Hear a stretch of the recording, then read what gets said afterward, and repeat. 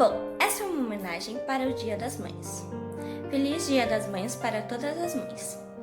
A palavra mãe significa amor, dedicação, compaixão e tudo que é de bom nesse mundo. Muito obrigada por existirem, mães. Feliz Dia das Mães para todas as mães. Um beijo.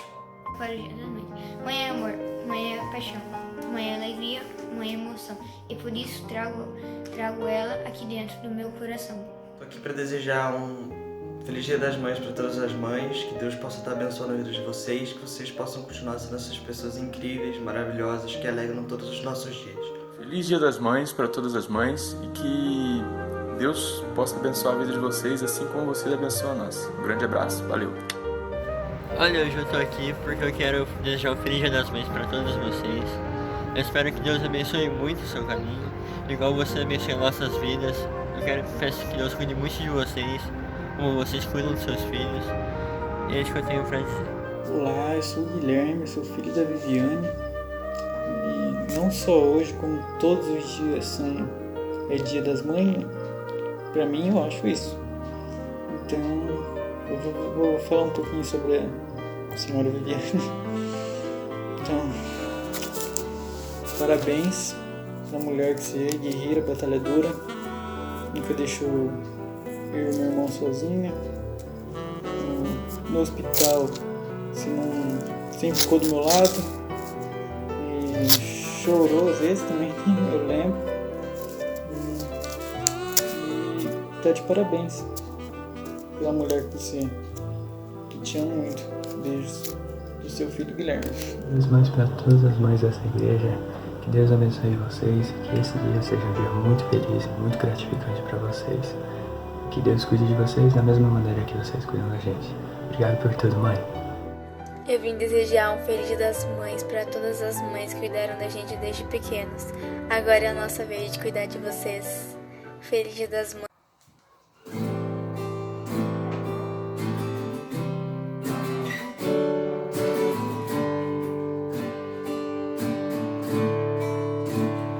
Tantas lutas, tantas dores num deserto. Pareço estar, mas te entrego os meus temores.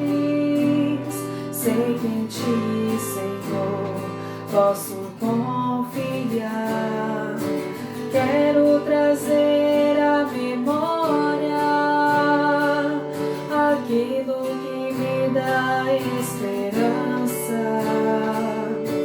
Quero trazer à memória aquilo que me dá esperança. Como é bom poder pertencer a um Deus de amor.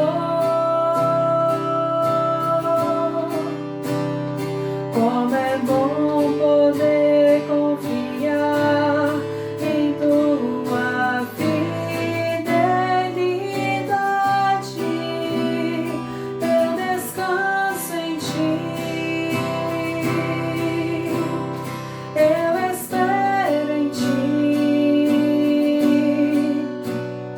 Eu te adoro, Deus de amor. Como é bom poder pertencer ao Deus de amor. Como é bom poder confiar em tua fidelidade. Eu descanso em ti. Eu espero em ti. Eu te adoro, Deus de amor.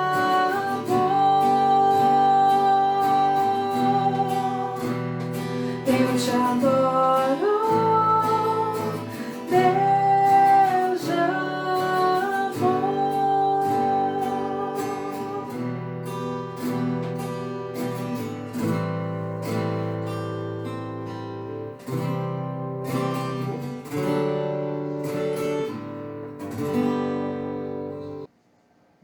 Bom dia aos irmãos, a graça e a paz do Senhor Jesus.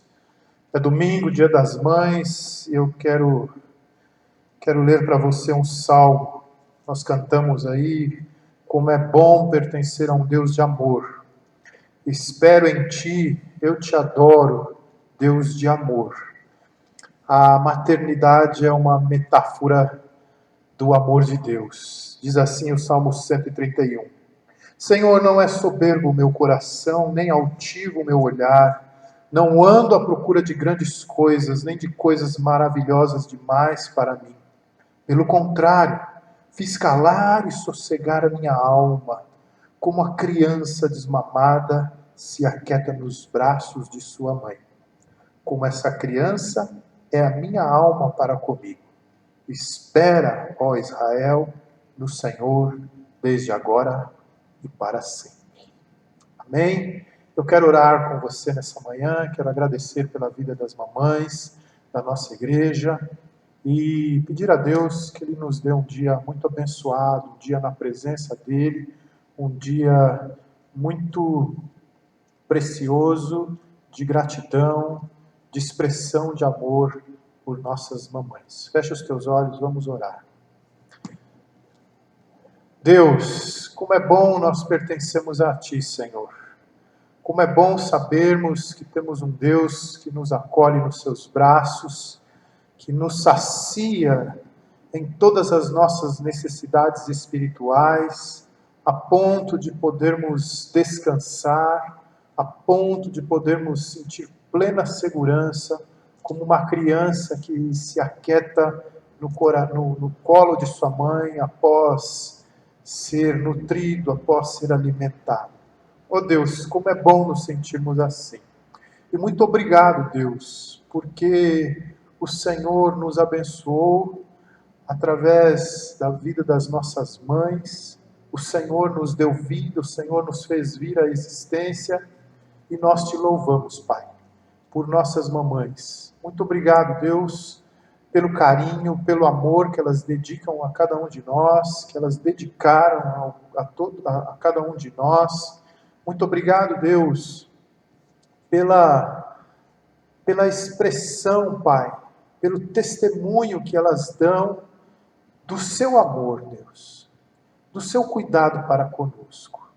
Que nós tenhamos esse olhar, Pai, para a maternidade, não simplesmente como uma experiência humana, mas como uma metáfora do cuidado, do amor que o Senhor tem por nós. Abençoa, Deus, as mães da nossa igreja nessa manhã. Abençoa, Deus, todas as nossas mães, as mães que estão longe, as mães que estão perto. Obrigado, Deus, por aquelas que cumpriram a sua tarefa e já se foram para a eternidade. Nós te louvamos, Pai, e te agradecemos. Que o Senhor nos dê um domingo muito abençoado, um domingo na Tua presença, que o que fizermos aqui, Pai, glorifique o Teu nome. Abençoa, Deus, a oração que se faz nesse lugar. Abençoa, Pai, a música que se canta nesse lugar. Nós te pedimos, Deus, que o Senhor faça bom uso nas nossas vidas da reflexão bíblica que se faz neste lugar.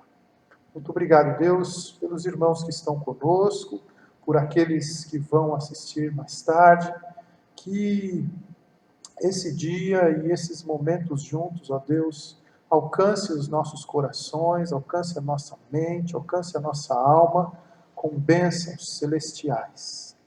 É nossa oração, Pai, em nome de Jesus. Amém.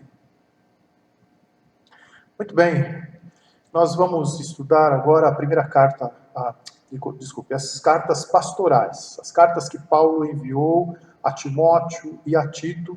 Nós temos um material aqui na igreja, se você quiser vir buscar aqui, me procure aqui na igreja para eu te entregar esse material. Também, se você tiver alguma dificuldade, quiser o material para acompanhar as reflexões, as aulas, me peça, eu posso levar para você, tá bom? Antes de nós irmos para a nossa sala de aula, nós montamos uma sala de aula virtual, eu gostaria de dar a você um aviso para uma atividade que nós teremos nessa semana. Meus irmãos, nós estivemos como conselho de pastores da cidade essa semana na prefeitura, estava lá também o promotor da cidade. Nós questionamos, perguntamos ao prefeito se havia alguma possibilidade de voltarmos aos nossos cultos, seguindo todas as medidas de ajustes, mas não há qualquer previsão ainda. Nós estávamos esperando um decreto do governador, mas ele não assinou o decreto, ele não fez o decreto, e por enquanto não há qualquer possibilidade de voltarmos aos nossos cultos. Não há previsão para isso também. Mas nós precisamos nos reinventar, a igreja precisa ter os seus trabalhos, ter as suas atividades, e uma das possibilidades que nós temos são essas ferramentas de encontros. E eu gostaria de convidar você para nesta quarta-feira nós nos reunirmos às 19h30 para orarmos juntos, termos a nossa reunião de oração. Nessa quarta, então, não vou gravar o vídeo, não vou pôr no YouTube, nós vamos fazer uma reunião através desse aplicativo Zoom. É muito simples de usar, você abaixa o aplicativo no seu computador, no seu celular ou no seu tablet, faz o seu registro e fica pronto ali. Quando na quarta-feira eu vou te mandar o link do nosso encontro, vem com o ID do encontro e vem com a senha do encontro, mas é só você clicar no link e ele já entra automaticamente no nosso encontro, tá bom? Você acessa lá o áudio e o vídeo e nós podemos nos ver através do aplicativo no computador, tá bom? Então na quarta-feira às 19h30 nós vamos ter esse encontro. Vou mandar para você o link do nosso encontro e aí então teremos a nossa reunião de oração por esse método, tá bom? Vamos fazer esse teste, faça um esforço para baixar o aplicativo para a gente ter esse momento, tá? É meia hora, nós conseguimos orar, nós conseguimos ter meia hora, é gratuito, e nós oramos juntos. É bom nós conversarmos, colocarmos os nossos pedidos de oração, para nós também em outros momentos estarmos orando uns pelos outros, ok? Eu peço a você que nesse tempo, no dia da nossa reunião, você tenha um caderninho, um papel, uma caneta, para estar anotando os pedidos dos irmãos, para nós orarmos juntos, tá? Então, quarta-feira, às 19h, se você tiver alguma dificuldade, passa aqui na igreja, no horário, eu te ajudo, a gente baixa o programa, faz o registro, fica tudo certinho para a gente ter o nosso encontro na quarta-feira, ok? Muito bem, já estamos aqui na nossa sala de aula virtual e a proposta primeira do nosso material é que nessa lição introdutória nós estudemos os personagens das cartas pastorais.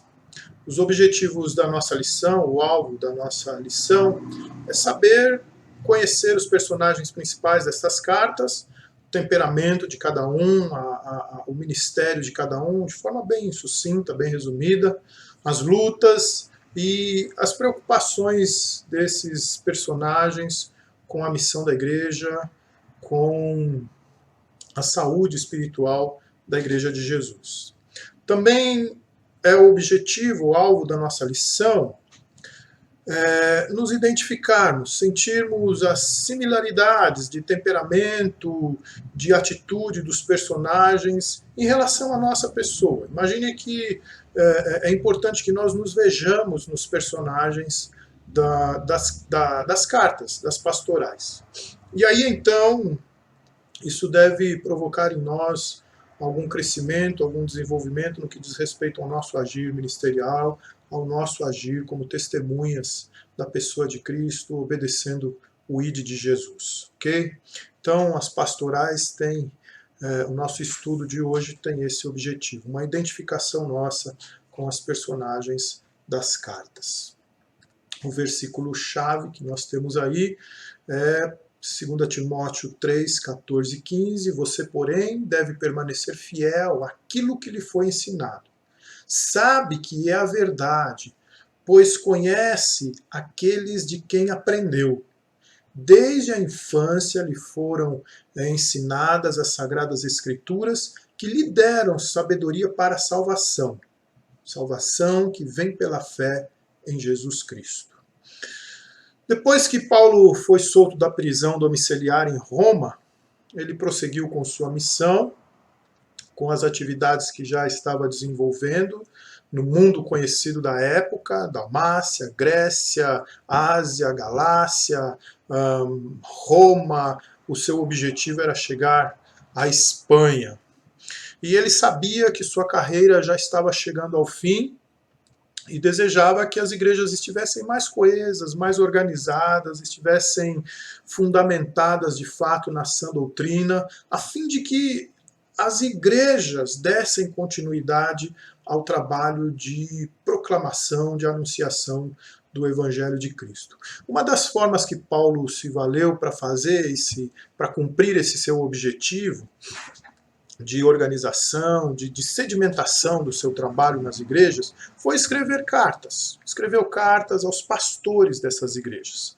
E nós temos as cartas registradas no Novo Testamento, 2 cartas a Timóteo e uma das cartas a Tito.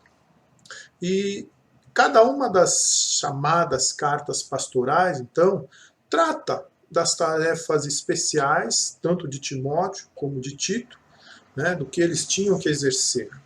E também de 2 preocupações principais de Paulo. Além da questão da missão da igreja, da integridade da igreja, da organização da igreja, Paulo tinha 2 preocupações principais. A primeira delas era a preocupação com falsos mestres. É difícil identificar claramente quem são os falsos mestres, mas nós temos vários indícios nas cartas a respeito deles. Os seus ensinamentos tinham muita questão de legalismo, de judaísmo, eles entendiam que tinham um conhecimento especial. Os falsos mestres diziam que a ressurreição de Jesus já havia acontecido. Esse era um problema muito sério, comprometia a cristologia, comprometia toda a verdade do Evangelho. Ele diz assim: estes se desviaram da verdade, asseverando que a ressurreição já se realizou e estão pervertendo a fé de alguns.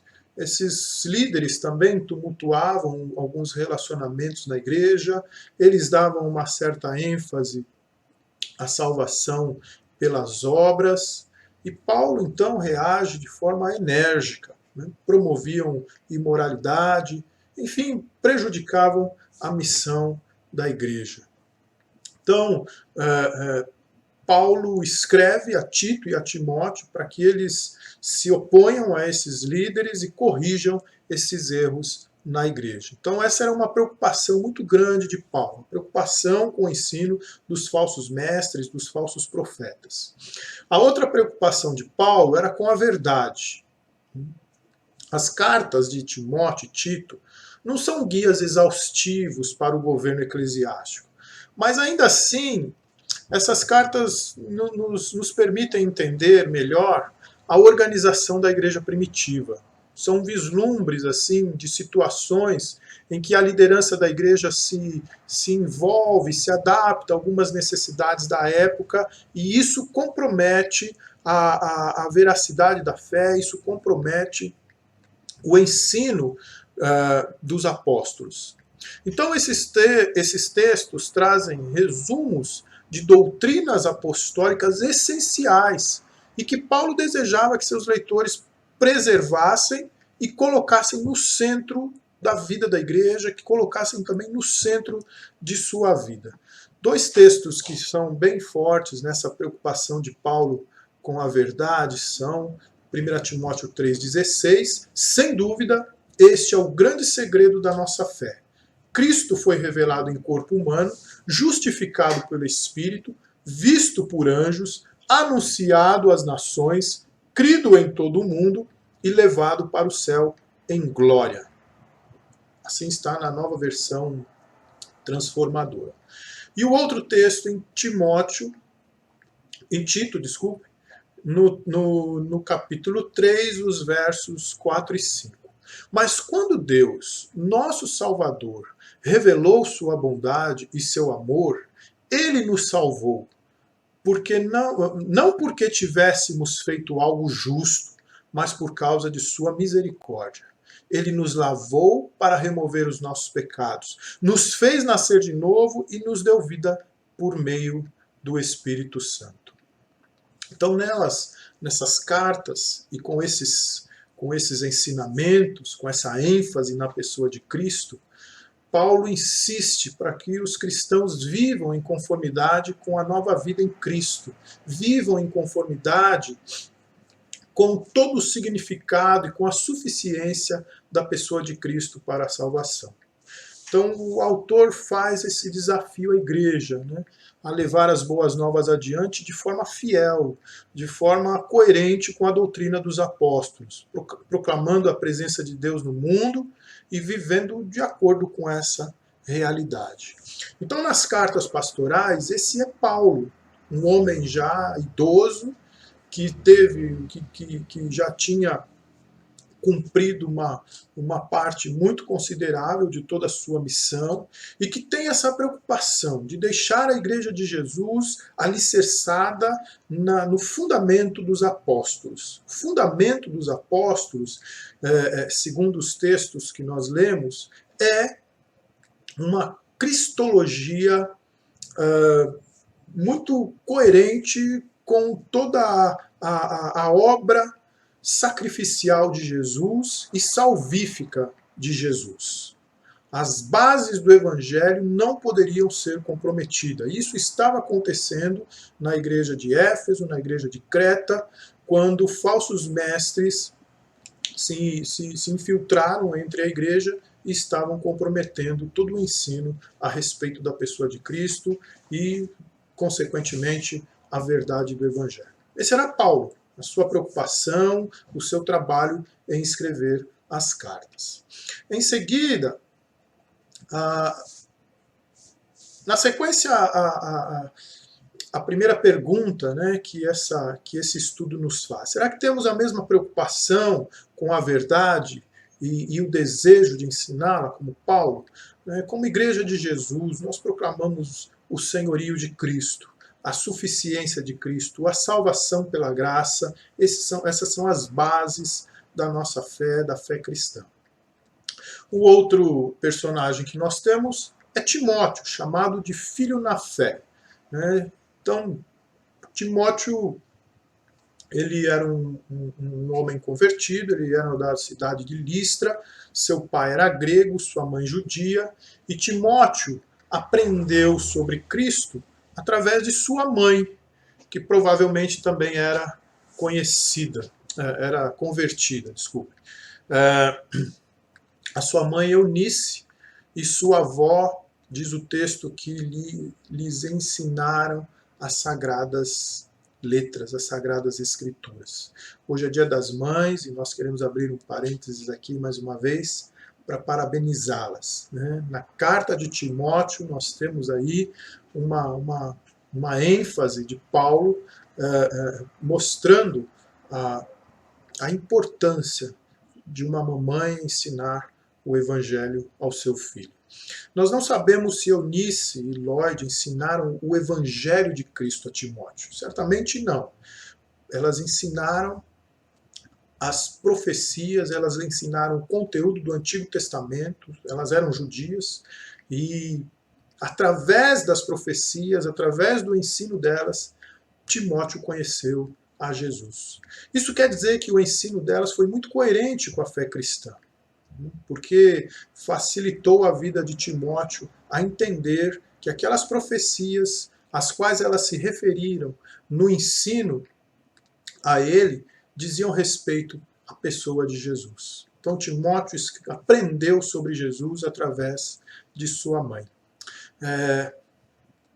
Eu fui evangelizado por minha mãe, todos os meus irmãos foram evangelizados por minha mãe. Eu quero deixar aqui a minha gratidão. Mamães, vovós, muito obrigado pelo trabalho que vocês fazem de evangelização dos filhos e dos netos de vocês. Timóteo é um exemplo de quanto isso vale a pena acontecer no seio da família. Timóteo se converteu durante a primeira viagem missionária de Paulo. e ele foi recomendado a Paulo como um fiel discípulo. Então, através dessa indicação, ele passou a fazer parte da equipe ministerial do apóstolo Paulo. Também nós temos registros em Atos e nas cartas pastorais do ministério de Timóteo.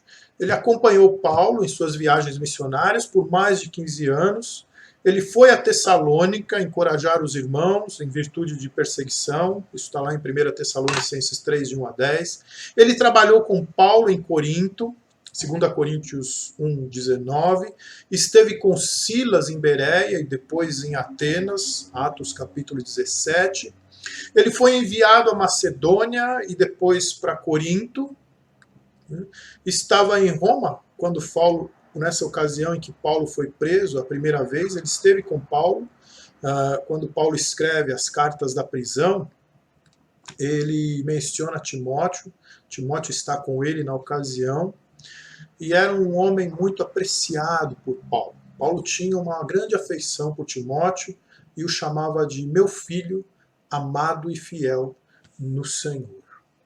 Timóteo era um rapaz jovem, era um pastor jovem, tinha pouca idade. Paulo deixou transparecer que Timóteo tinha uma personalidade, um espírito mais tímido.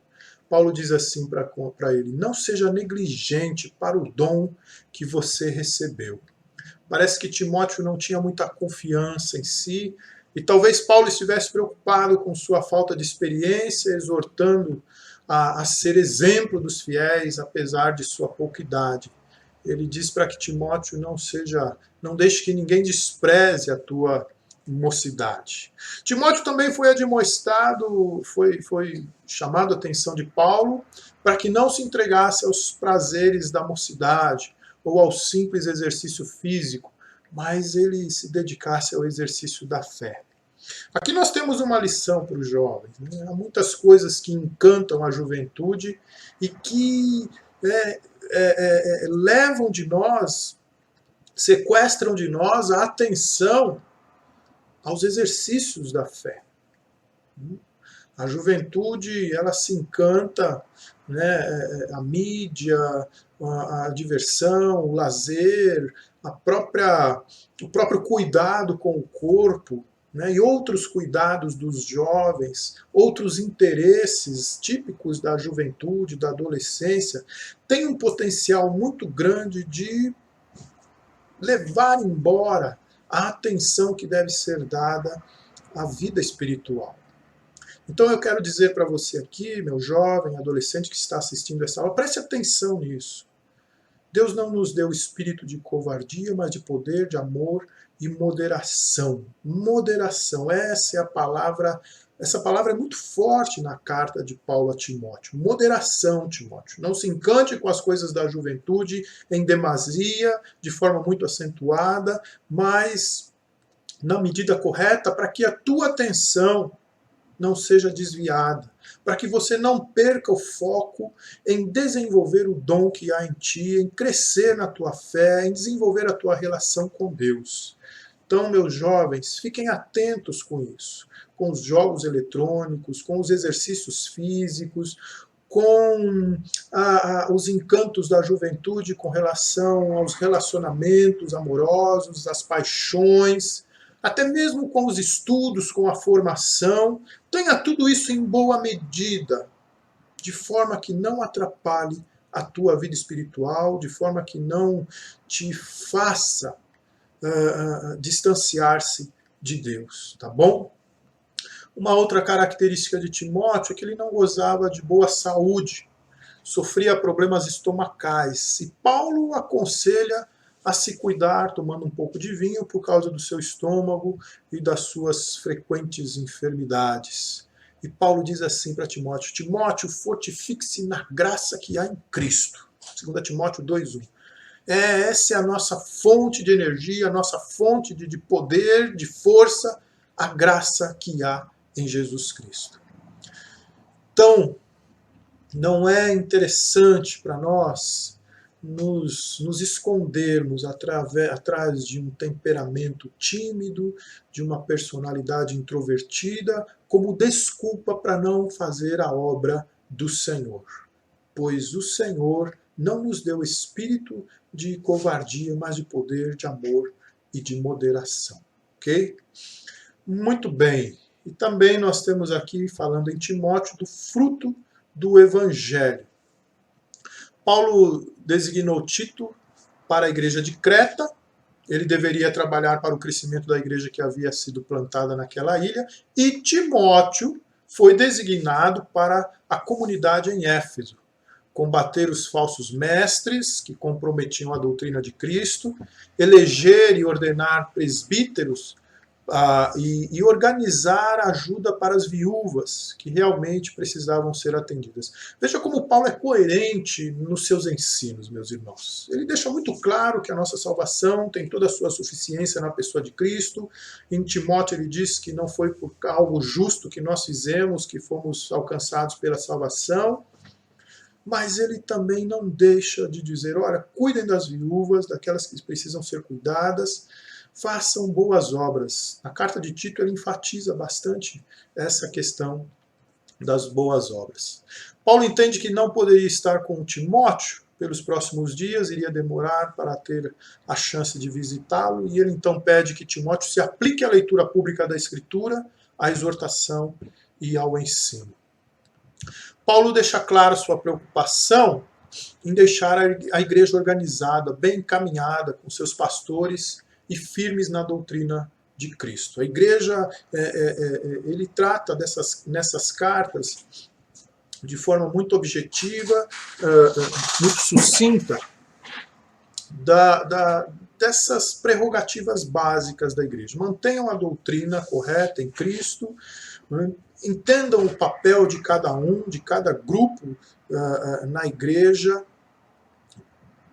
preguem o Evangelho, anunciem as boas novas de salvação e cuidem das pessoas, cuidem dos desamparados, atendam os órfãos, atendam as viúvas. Paulo sabe que não terá muito tempo de ministério ainda, e essa deve ser sempre uma preocupação nossa. Nós não somos eternos, uma hora nós vamos embora, uma hora a igreja vai ser responsabilidade de outra geração, cabe nos formar bem os nossos jovens, os nossos ministros. E aqui eu quero abrir um parênteses, meus irmãos, eu gostaria que você estivesse orando por isso, pelo trabalho lá em Congonhas. Nós temos lá um rapaz, o Alan, ele já é membro lá já há bastante tempo, precisamos formalizar a membresia dele aqui na nossa igreja, e ele tem um chamado ministerial, ele quer fazer a faculdade, e eu quero sugerir, eu quero orientar a igreja para que nós investamos na vida dele, no preparo dele, na educação teológica dele. Alain, ore pelo Alain, e logo nós vamos estar conversando com a igreja a esse respeito. Enfim, a esse jovem introvertido chamado Timóteo, um rapaz debilitado no seu temperamento, na sua personalidade, também na sua saúde, né, com certa queda das coisas da mocidade, a ele foi dada a tarefa de continuar a obra do Evangelho depois da aposentadoria, depois do final da jornada do apóstolo Paulo. Paulo foi mentor de Timóteo, ele foi o professor dele. Né? Quem é o seu Timóteo? Quem é que você está ensinando? Para quem você está sendo um verdadeiro mentor espiritual? Pense nisso. Essa lição também nos traz esse desafio. Primeiro, as nossas preocupações são essas, com a doutrina da igreja, com a organização da igreja, com a anunciação correta da verdade correta de Jesus Cristo, e agora também nos desafia a a essa pergunta, através dessa pergunta. Quem é o seu pupilo? Quem é o seu aluno no que diz respeito à mentoria da vida de alguém, direcionando essa pessoa para o Evangelho de Cristo? O próximo personagem, então, é Tito, também convertido. Ele era gentio, grego, que se converteu através do ministério de Paulo. Paulo o chamou de meu companheiro e cooperador. Paulo se refere a ele em 2 Coríntios e Gálatas. No texto de Atos não temos referências a Tito. Então, os dados que nós temos a respeito dele são menos do que nós temos a respeito de Timóteo. Paulo reconheceu o dom especial quando falou de seu ministério abençoado em relação aos coríntios. Ele acompanhou Paulo e Barnabé na sua segunda viagem missionária. Os judeus insistiram para que Tito fosse circuncidado, os judaizantes. Ele é gentil, se converteu ao cristianismo, está no meio da igreja, no meio do nosso grupo. Nós somos judeus, ele precisa ser circuncidado. Paulo falou, não, isso não é mais necessário.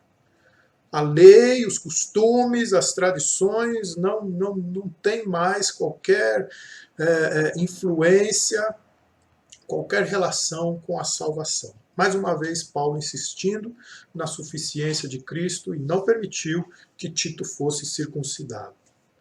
Paulo enviou Tito aos coríntios para ensinar a eles o que eles precisavam aprender. E ele foi muito eficiente. A igreja de Corinto era uma igreja difícil, certamente Paulo sabia que tinha que mandar alguém lá muito preparado, muito capacitado para aquele trabalho. Então, depois de um tempo, eles se encontraram na Macedônia e Paulo ficou muito feliz porque os problemas da igreja haviam sido solucionados e a igreja de Corinto estava bem espiritualmente. Isso é uma demonstração aí de que Paulo cumpriu bem a sua missão, dando tarefas a Tito e a Timóteo para eles trabalharem com essas igrejas. Depois Timóteo foi trabalhar na igreja de Creta. Depois de acompanhar Paulo em sua missão lá na ilha, para plantar uma igreja, ele ficou lá para consolidar o trabalho de plantação da igreja naquela cidade, naquela ilha. A situação em Creta não era também muito das melhores, não. A comunidade estava desorganizada, os membros eram instáveis, relaxados no comportamento, as mulheres idosas falavam demais, bebiam demais, as jovens casadas estavam flertando. Então Paulo deixou Tito em Creta para pôr ordem nas coisas que estavam acontecendo ali. Tito 1,5 nos diz que Paulo deixou em Creta para pôr em ordem as coisas restantes. A igreja estava plantada, a igreja estava funcionando, era uma igreja gentílica, aquele povo tinha uma cultura diferente, uma cultura muito diferente da cultura judaica. Então era importante que alguém colocasse mais ordem ali na casa. E Tito era um grego.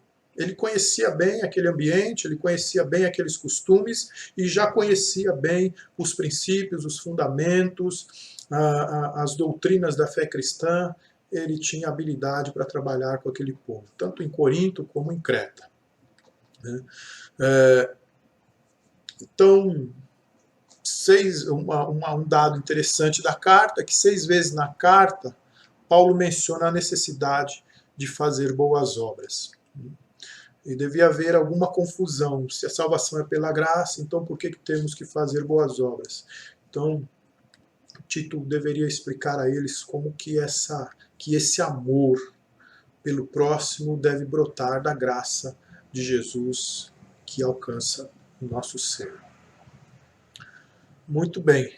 E Paulo faz isso, enfatiza a necessidade de boas obras, apesar ou em relação, em coerência com a doutrina da salvação pela graça.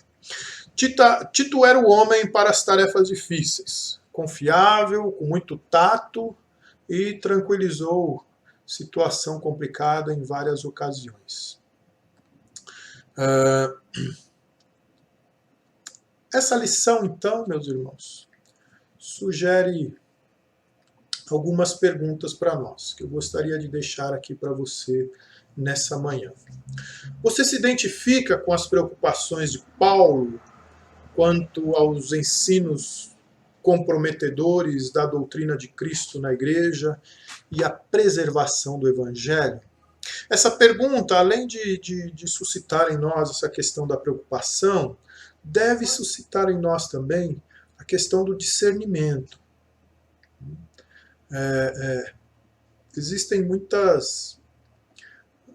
muitos ensinos equivocados dentro das igrejas do nosso tempo, principalmente com relação à doutrina da prosperidade, que comprometem demais a pessoa de Cristo. Uma segunda pergunta: você se identifica com a disposição de Timóteo para servir como missionário onde Deus mandar você ir? Você se identifica com a timidez de Timóteo, que mesmo assim foi servir ao Senhor? Você se identifica com a firmeza de Tito, de educar aqueles que ainda estão rendidos a uma cultura que se destoa demais da fé cristã? Então, essas perguntas e essas características dos personagens das cartas pastorais nos levam a algumas aplicações. Qual é o desejo do autor da carta aos seus endereçados? O desejo de Paulo era que Timóteo e Tito pudessem desenvolver seus ministérios por meio da devoção ao Mestre e da autodisciplina.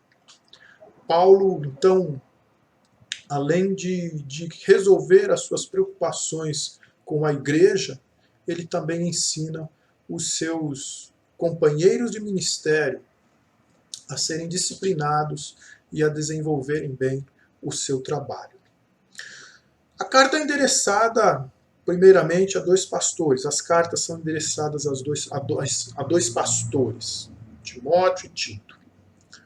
Mas as aplicações que são feitas na vida deles, certamente elas se aplicam à nossa vida. A minha vida como pastor, sem dúvida, mas a vida de todos os cristãos. De alguma forma, nós somos ministros de Deus, nós somos anunciadores da palavra da verdade e, claro, que essas aplicações servem para nós também, ok? Então, procure enxergar bem, perceber bem as aplicações, as verdades que estão nessas cartas, porque elas se aplicam à nossa vida, à vida de cada um de nós, ok? Um domingo muito abençoado a você, fica na paz de Jesus, um Dia das Mães muito feliz, na companhia dos seus queridos, dos seus filhos, das suas mamães, dos seus papais. Que Deus abençoe a sua manhã de domingo. Um grande abraço.